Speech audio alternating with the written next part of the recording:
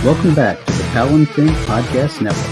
We're brought to you by Yak Gadget for all your fine quality kayak fishing accessories. Go to yakgadget.com. Pelican cases, coolers, and lighting. Go to pelican.com. And the 153 Bait Company for all your hard and soft bait needs. Go to the 153angler.com. So join with me as together we dive into the tips and techniques that will help make us better anglers out on the water. Welcome back, everyone, to another episode of Bass Fishing for Noobs here on the Paddle and Fin Podcast. I am your host, Sean Lavery. Thank you guys for joining me again this week. Just to start out, this show is going to be a little bit different. It's been a very busy week for me and a lot of other kayak anglers as the Hobie TOC is taking place as we speak.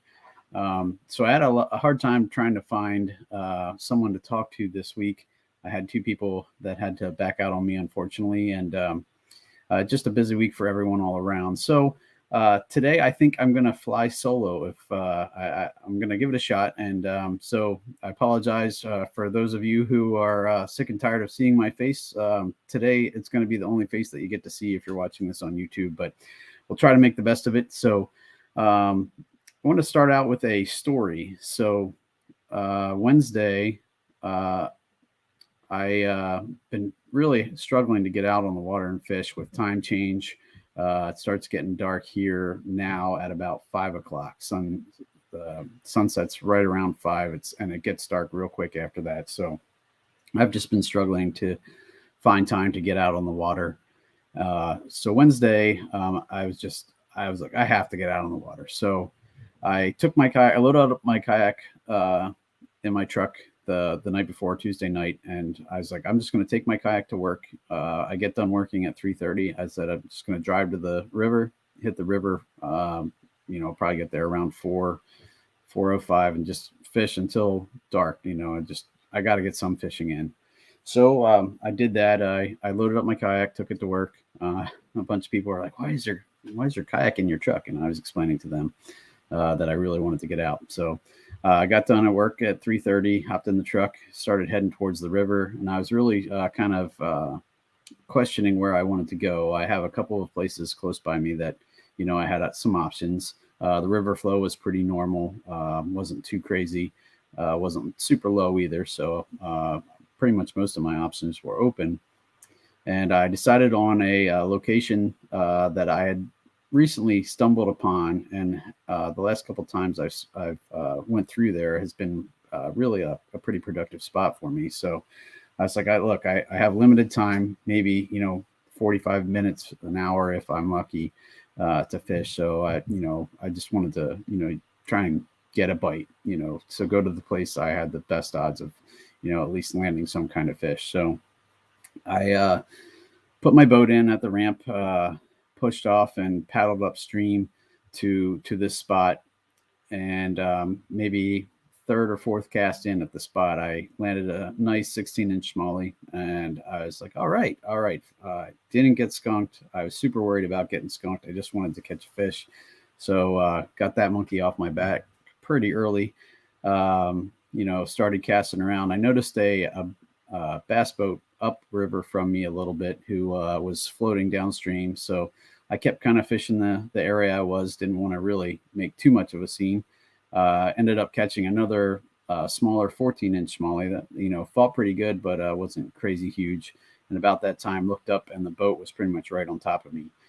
So I kind of, I didn't really want to give up that spot, but they were kind of just floating through and didn't really make any effort to go around me. So I kind of backed out of the spot and they floated right over top of it. Two guys cast, and I wasn't really sure what they were throwing, but they were both casting so it took them about maybe 10-15 minutes to float through, and they got down below me maybe another 100 yards or so, turned on their motor and left. They had saw me catch the 14-incher, so I thought that they would maybe hang around a little bit longer, but apparently they were a little frustrated. I didn't see either of them catch a fish, but they quickly jetted out of there after they got downriver past me.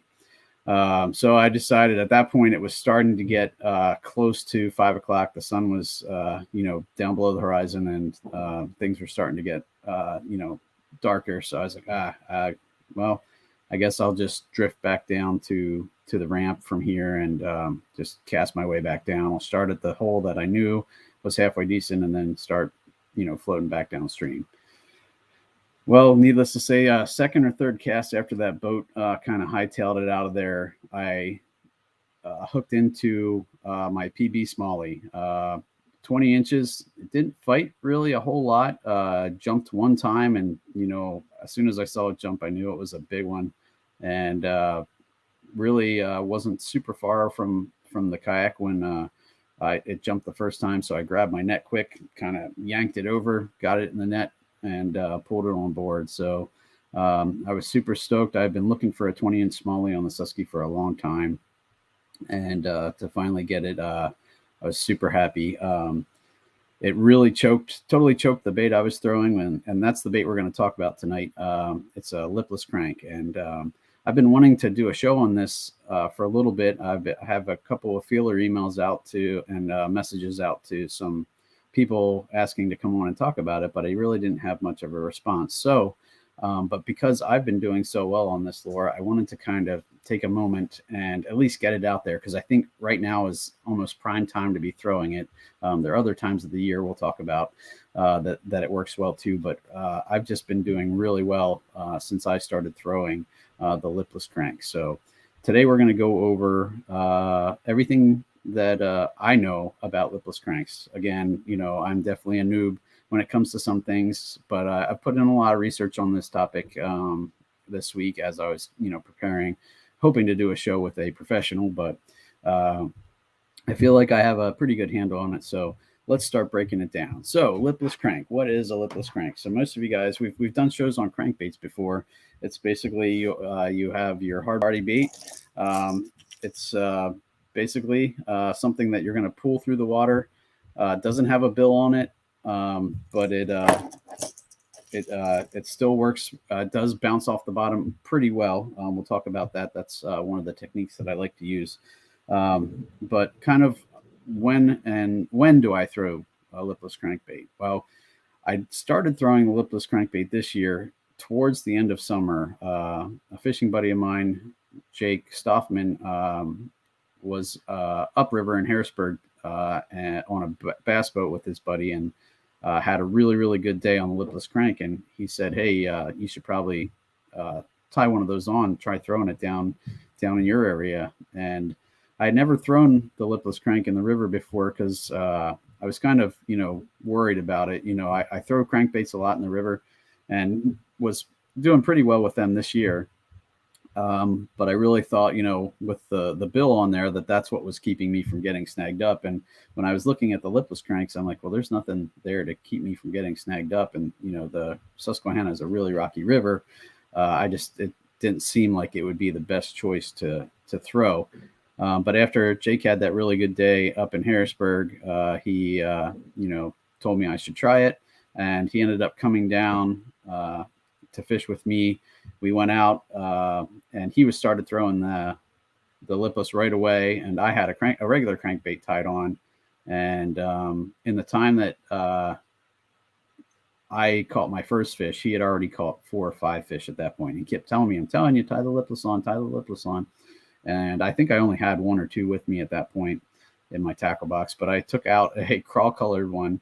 That was kind of I didn't have a lot of options. So I tied on this crawl colored, I don't know if it was a rattle trap. We'll talk about some of the ones I've been using, but I started catching fish. And from that point on, again, that was late summer, probably August, beginning of September.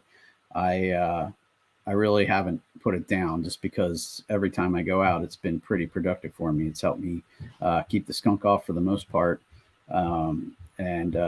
So I feel like late summer going into the fall is a great time to be throwing it. I'm thinking maybe that it'll work in the wintertime, and I know it definitely works in the springtime, because that's when I originally bought the liplesses that I did. It was after watching a tactical Tactical Bassin episode where they were talking about springtime, early spring, when the water's just starting to warm up and the fish are starting to move back shallow. That's a good bait to use. In my research that I've done on this, initially I had looked at the lipless crankbait as mostly a shallow water bait, but they're saying that it works really well out deep. I'm still definitely not a very well versed deep angler, but I'm kind of excited to try this. When I think of deep water, especially this time of year as the water is getting a lot colder, I'm thinking blade baits, and everything I was reading and watching seemed to infer that a lot of places where you can fish that blade bait, where you're just stroking it off the bottom, is you can almost do the same thing with the lipless and still get bites. So looking forward to getting out and trying that here in PA as the water gets colder. It's definitely starting to get really cold. This morning we had temperatures in the low 30s. And so the water temperature is going to be dropping real quick. I'm going to have to start wearing my dry suit and all that fun stuff. Not looking forward to that, missing the warmer weather, but it is what it is. Get back out on the water. You got to do what you got to do.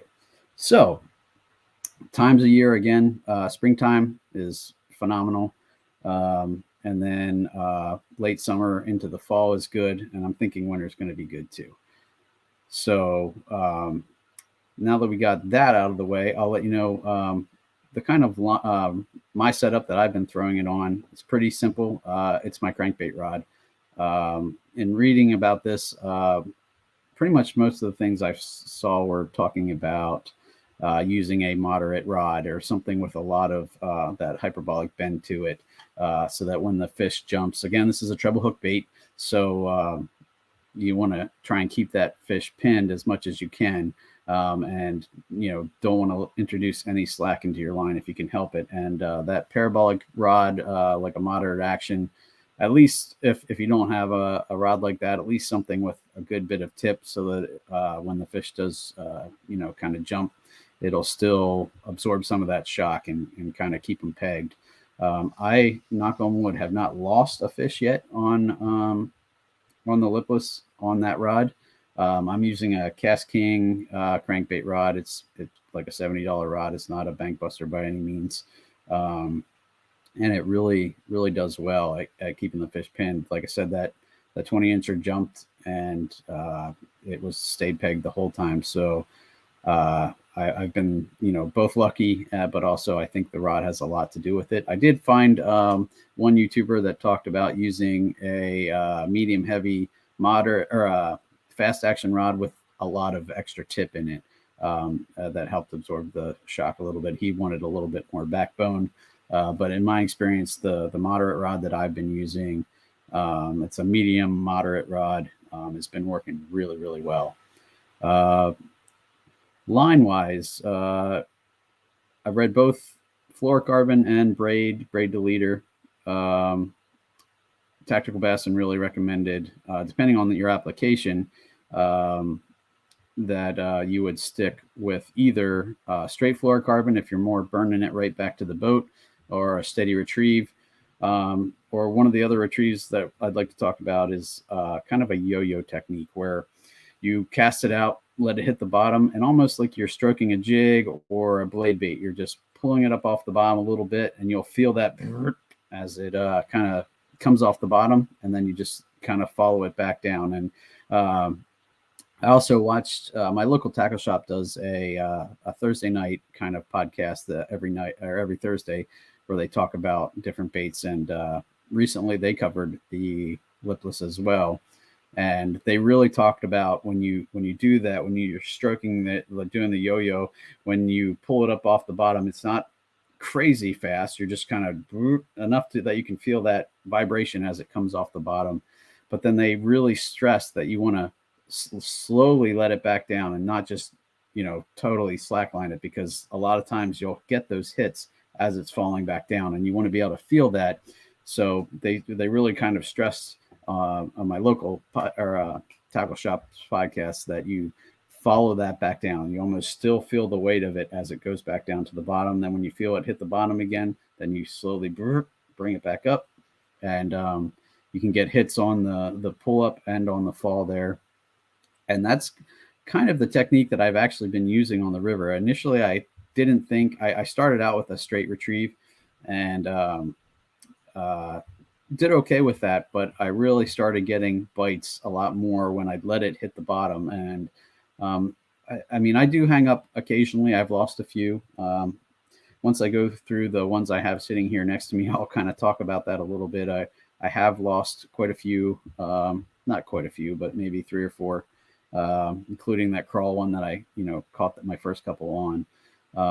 But for the most part, I've been really surprised that it hasn't gotten hung up as much as I would expect with no bill and a treble hook bait. So again, I've been playing around with this yo-yo technique, and it's been super productive to me. It's kind of what I was doing when I caught the 20-incher. I was kind of feeling the rocks underwater, and then as I'd feel them, I'd start pulling it up and reeling it slowly, and then kind of let it go again, and just adding some stops or pauses in my retrieve and kind of allowing it to hit bottom again and come back up. So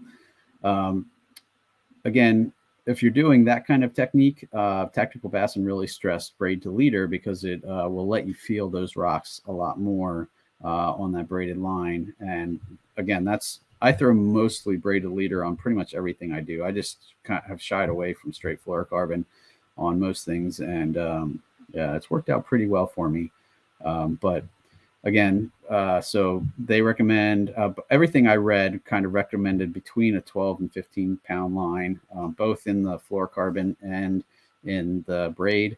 I've been going a little lighter. I think my setup right now has 10 pound braid with 10 pound fluorocarbon tied onto it with a 10 pound leader, and that's worked okay for me. Again, I caught the 20-incher, didn't really have any problems. It kind of came right in. If I start breaking fish off, it's definitely probably one of the first things I'll look at upgrading. But so far it hasn't been a problem for me. But like I said, just in full transparency, everything I've read and watched online seems to kind of lean towards 12 to 15 pound. So if you're looking to set that up, that might be a good starting spot. If your fish are a little more line shy or you already have 10 pound spooled on, I wouldn't worry about changing it because it seems to be working okay for me. All right, so that is line. And reel or rod we talked about. Reel, I'm throwing it on a spinning rod or a bait casting rod. Trying to think what reel I have on there. I know it's a 7-to-1 reel, and that's been working well for me. Tactical Bassin and a couple others recommended 7 to 8, so that you can really catch up with the fish and keep them pegged and make sure that they don't get any slack introduced into the line. So definitely, I think a higher speed reel would be good. I don't have any problems, as far as feeling that vibration or feeling like I'm working it too fast. It seems like a pretty good speed to me for pulling that bait through the water on a straight retrieve, and it lets me speed up and burn it if I really want to. Although most of my retrieves have been pretty steady. I've been kind of keeping it on the slower side, just enough that I can feel it vibrating. I also really like that because right now there's a lot of leaves and stuff in the water, so I can tell when I have something on it. Because if it stops vibrating, but I don't feel that tug or weight on it, then it's almost always because something got on it. And you can either give it a couple pops and try and clear that, or just bring it in and clean off the hooks. With the treble bait, you always have it's going to pick up a little bit more grass and a little bit more debris. But so far I've been doing okay with cleaning it off. I did when I started fishing with Jake that first day. We ended up having to go upriver away from the really rocky spots into kind of the grass beds, just due to some duck hunters that were kind of stationed down around the really rocky parts, and just didn't feel comfortable down there around them. So we ended up going up into the grass, and I initially was like, well, I'm going to have to take this off because I'm going to be pulling in grass left and right. And initially I did, but I started getting a good feel for kind of, just pulling it out of the grass and also keeping it riding just above the grass, where I just kept ticking it and picking up a little bit of grass, but I could just give the rod a couple pops and it would clear that. And doing that technique, I really I landed a bunch of fish that day, and it was productive. And up until that point, I really had kind of shied away from the grass just because I felt more comfortable in the rocky areas and didn't like having to clean off my hook all the time. But after that day, I kind of repeated that pattern the next couple times I went out with the lipless crankbait, and really got kind of comfortable with fishing in the grass there. And that really, gave me some hope for, the future, because that was an entire section of the river that I kind of shied away from with anything treble hook baits, because of, just, in my mind, it seemed like it wouldn't be the best place, but it really was productive. And, I had fished that area before with a lot of different baits and didn't have near the luck that I had with the lipless. So I'm kind of excited for once kind of next year comes around to get back out to those spots. Let's see. So again, we talked about line, we talked about rods, the reels. I guess we can go into the baits that I've been throwing, and I've really, kind of kept it simple. And one of the cool things about these, about lipless crankbaits, is for the most part, they are pretty cheap. They are on the cheaper end of the hard bait spectrum. You can walk into pretty much any major retailer that has fishing stuff and pick one up for pretty cheap. Probably the cheapest one that I found is the Cotton Cordell Super Spot. Again, this bait hasn't changed much. I have a buddy at my church who unfortunately has really started struggling with ALS and has started kind of going through his fishing stuff. He can't really get out and fish much anymore. When he does, he mostly fishes for trout at this point. So he's been kind of selling me his bass stuff. And this is a old rattle trap that he had. These baits just haven't changed much from the kind of when they came out. But as the saying goes, if it ain't broke, don't fix it. So again, so we have the Cordell Super Spot. I picked up this at Walmart for I think $3. Nothing crazy. But the lure that I've been catching all of mine lipless on lately has been, this is the one I caught the 20-inch on. This is a Bill Lewis rattle trap. This is the half-ounce version. They do make a quarter-ounce version. I have one somewhere. I couldn't find it when I was getting all my stuff ready. But I really like this color. I've grown to love the blackback chartreuse in the river. It seems to be the most productive color I have, and obviously that 20-inch smallie seemed to like it, so I can't argue with that. But they do also come in all sorts of different colors. This one's a little more of a shad pattern, and so that is been one of my favorites. Also, there's let's see, I think that's the only rattle traps I have. So obviously you had the Super Spot, the Cotton Cordell. One of the big ones that Tactical Bassin recommends is the LV 500. This is a Lucky Craft bait. This one happens to be kind of a special one. When I first started fishing and started watching YouTube videos, I remember watching Tactical Bassin, and they talked about this version of the LV 500 that had this little blade on the front of it. And in researching this article, I watched another Tactical Bassin video where they said that if you happen to have that, hold on to it, because they don't make it anymore. They said it came out on the market really quick and left just as quickly, oddly enough, for whatever reason. So I'm kind of lucky to have that one. But again, so this is the Lucky Craft LV 500. This one happens to be a bluegill pattern. And they talk about that blade on the front. Sometimes fish just won't touch it, but sometimes it'll be the only thing that fish will touch. They'll be throwing different lipless cranks that the fish just don't want anything to do with it. Then they tie on the one with that little blade on the front and just starts getting hammered. So again, that's the Lucky Craft LV 500. Another option that I've actually had pretty good luck on. This is the 6th Sense Quake. The other one of these that I actually caught more fish on was a straight shad pattern. And funny story about that, I was fishing with I think a crankbait or something, and at my local lake under a bridge, and I foul hooked a little shad, and I pulled it up, and I was like, okay, well that's what's down there, and I started digging through my tackle box, and the only thing I could find that even was it ended up being like a perfect match. It was the Quake, obviously in the shad color, not the bluegill like this one is. I think I have another one that's somewhat like it.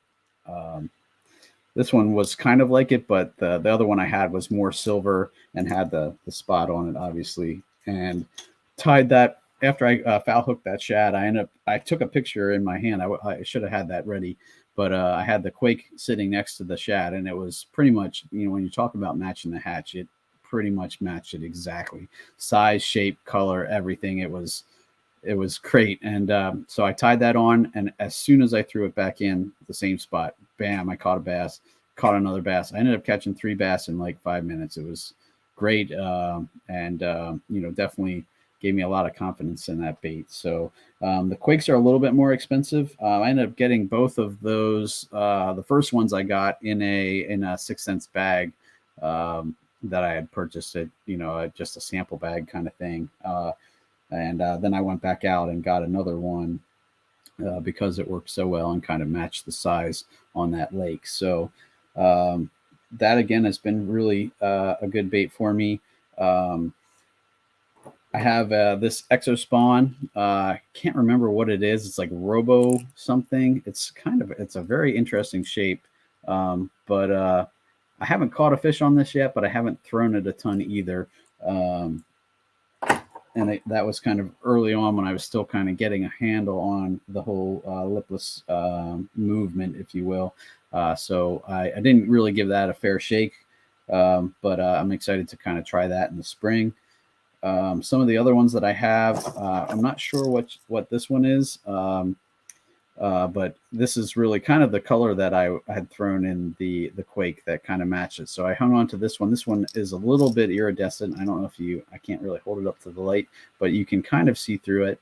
It's a little, but it has a little bit more flash than that other Quake that I have. So I'm looking forward to throwing that.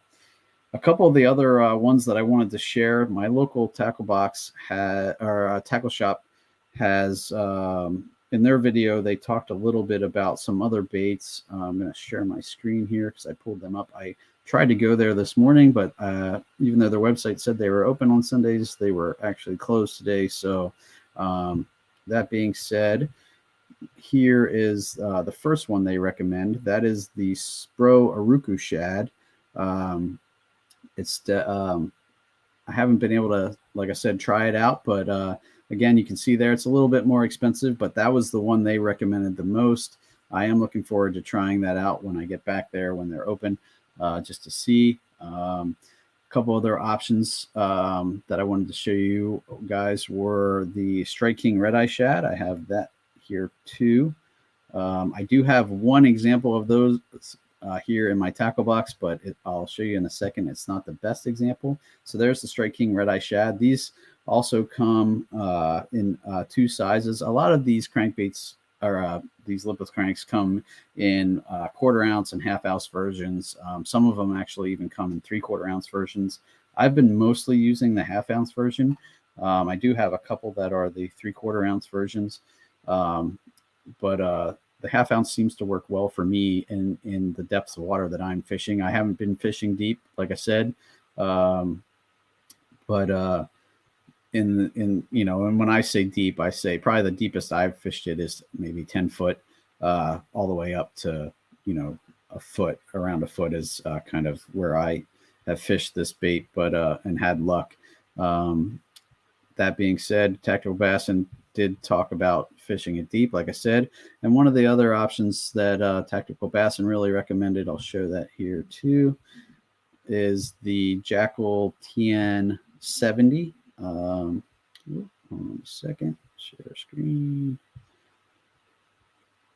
Pardon me, bear with me. I'm still getting used to this whole screen sharing thing here on StreamYard, but there you go. You can see there that's the Jackal TN, and specifically Tactical Bassin mentioned using the size 70, so the Jackal TN 70. Again, I don't have any of those either, but they were highly recommended by Tactical Bassin, so I'm definitely looking forward to picking those up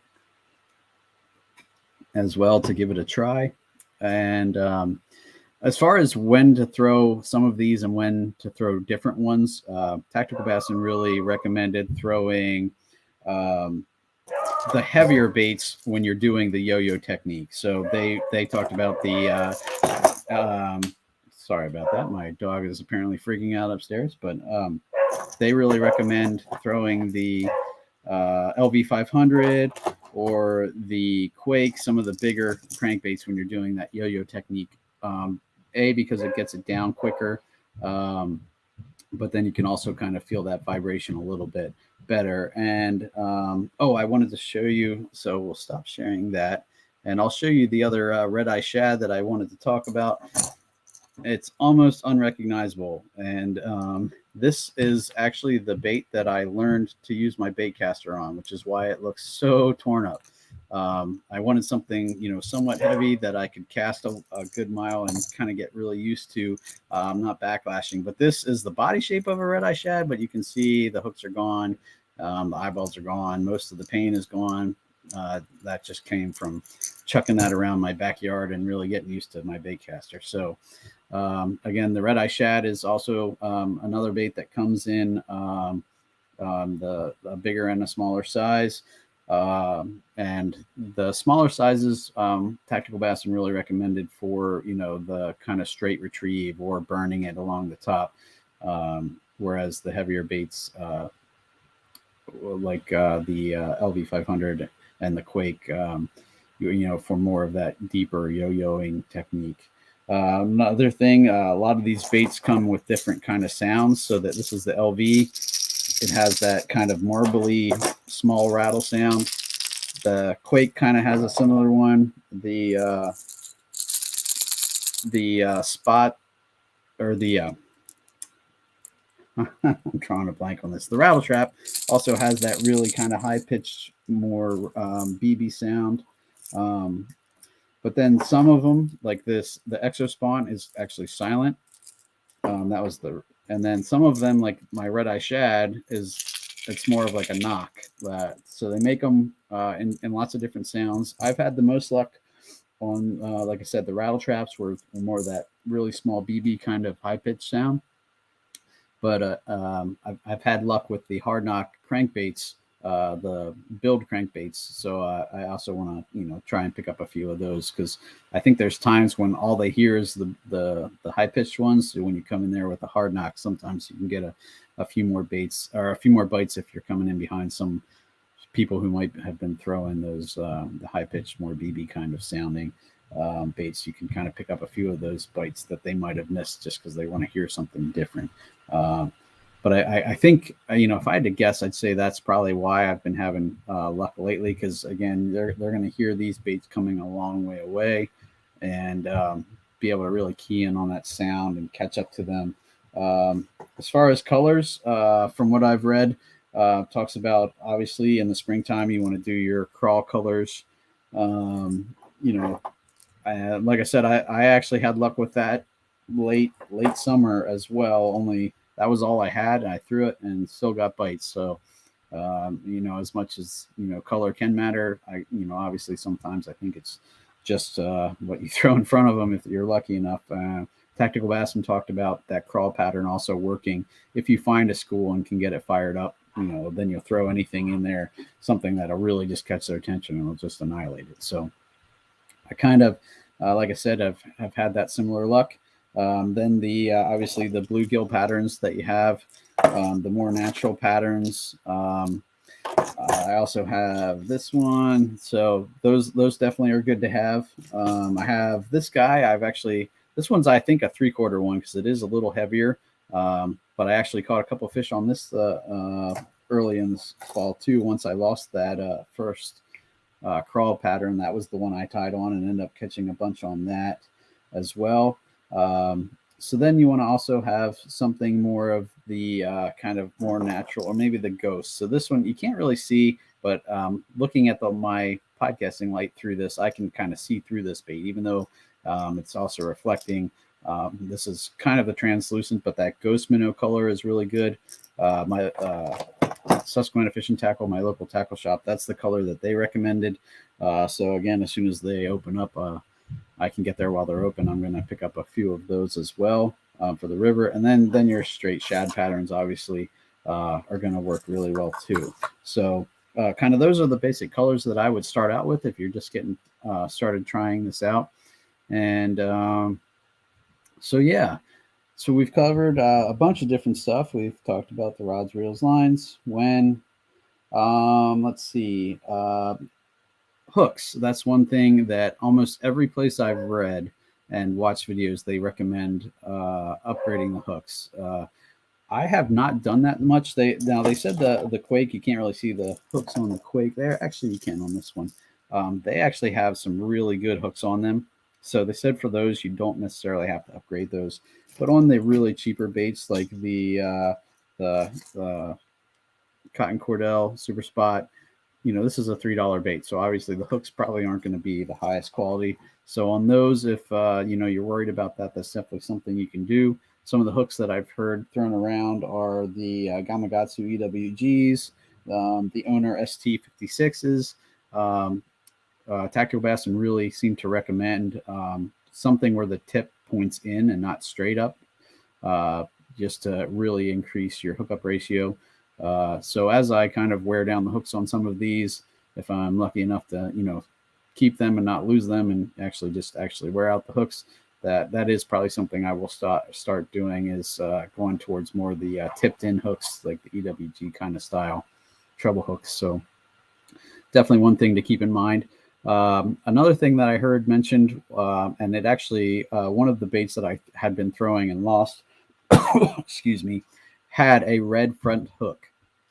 And that was one of the big tips that Tactical Bassin talked about. It just gives the fish something to key in on. So if you kind of seem like you're missing baits, or they're getting off, they're only catching the back hook for whatever reason, to put a red hook on the front and give that a try, because it'll kind of let them focus in a little bit more on the front of the bait when they're hitting it, and hopefully catch both hooks at that point then, if they're really getting hooked well. So that's one thing that they mentioned. Another thing that they mentioned, kind of in similar to the LV500 with the blade on the front, is that VMC hook that they have out now that has the underspin blade attached to the treble hook. So you can kind of mimic that same thing, just using that VMC bladed hook as well. So that might get you a few more bites on a day when they're seeing a lot of the regular lipless, and you just need a little added flash to pick up that extra bite. That's pretty much everything that I kind of wanted to go through. So again, apologize, I didn't have a guest today, but I hope you guys find this information useful. I hope you give it a shot if you're heading out on the water in late fall, kind of quickly approaching winter, sadly. But I think right now, if you have the chance and you have a couple in your tackle box, you're still getting out there on the water, give it a try. And if it happens to work out for you, let me know. I'd appreciate hearing from you guys. Always love hearing the feedback, and definitely something that keeps me plugging along. Wanted to mention a few other things. I never got to say congrats to Randy Bean for winning the overall Noobs tournament this year, but congrats to Randy. I think Chris Johnson came in second, so congrats to him as well. Again, thank you guys, everyone who participated in the Noobs tournament this year. I always like competing against you guys. I kind of hop in every month, just it helps me, gives me some reason to get out on the water. But I also like the camaraderie in the group and everything. So thanks again to all the Noobs. Hopefully we'll bring that back next year. So anybody who missed out on it this year, or for whatever reason didn't feel comfortable joining in next year when it comes around, just give it a shot. It's super laid back. It's not a huge entry fee by any means. And it just gets you into that tournament fishing. If you've never done it before, you want to try it. So thanks again to everyone who participated in that this year. We'll definitely, hopefully, be bringing that back next year. Wanted to give a quick, shout out, not shout out, but thoughts and prayers to Aaron Martin's family on his passing. Everything I've read, I never had the opportunity to meet him, but everything I've read and heard sounded like he was a great person. Would kind of do anything for anyone. So and truly a great ambassador for the sport of fishing. So sad to hear of his passing, but thoughts and prayers definitely go out to his family as well. And recently, just yesterday, I found out that one of my cousin's wives passed away due to some addiction that she was battling. So thoughts and prayers definitely go out to my cousin and his family. It was a shock. And if any of you guys are struggling with any kind of addiction or something, just please reach out. There's definitely help out there. And, in dealing, working with Heroes on the Water, people who are battling things, fishing can be a great outlet. And, just seek out, anything you can do to, kind of try and break that cycle. So, it's just been something that's been weighing on my mind the last, yesterday and today since I heard that news. So definitely, reach out to your friends, anybody, that could be struggling. It's definitely a tough time for all of us as we kind of see our way through these crazy times. But again, go home, hug your family, and yeah.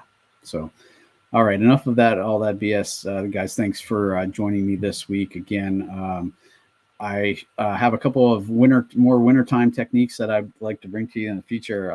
Have some guests that I'm working on lining up for that. Brad Hicks had given me a few ideas too that you guys had put on Instagram. So I'm trying to line up guests for those ideas as well. So look forward to those in the future. But again, thanks for hanging with me today, guys. I hope you learned something, and we'll be back hopefully with a guest next week. But until then, this has been the Bass Fishing for Noobs segment on the Paddle and Fin podcast, where we bring you the techniques, the tricks, and the tips to help you rip more lips. Thanks, guys, and I will catch you next week. Thanks for tuning in to another killer episode on Paddle and Fin. Don't forget to go check out our website at paddle_and_fin.com. Don't forget to check out the YouTube channel at Paddle and Fin. If you got a question, comment, want to hear from a future guest on a future episode, feel free to email us at paddle_and_fin@gmail.com. Don't forget to follow us on social media at Paddle and Fin on Facebook and Instagram. Shout out to our show supporters, Angler. The Angler button and app just makes for a better time on the water and creates a virtual logbook for every fishing outing out on the water. Shout out to Rocktown Adventures, located in northern Illinois, for all your kayaking, camping, and hiking needs. Shout out to Jigmasters Jigs. When in doubt, get the jig out. Go to jigmasters.com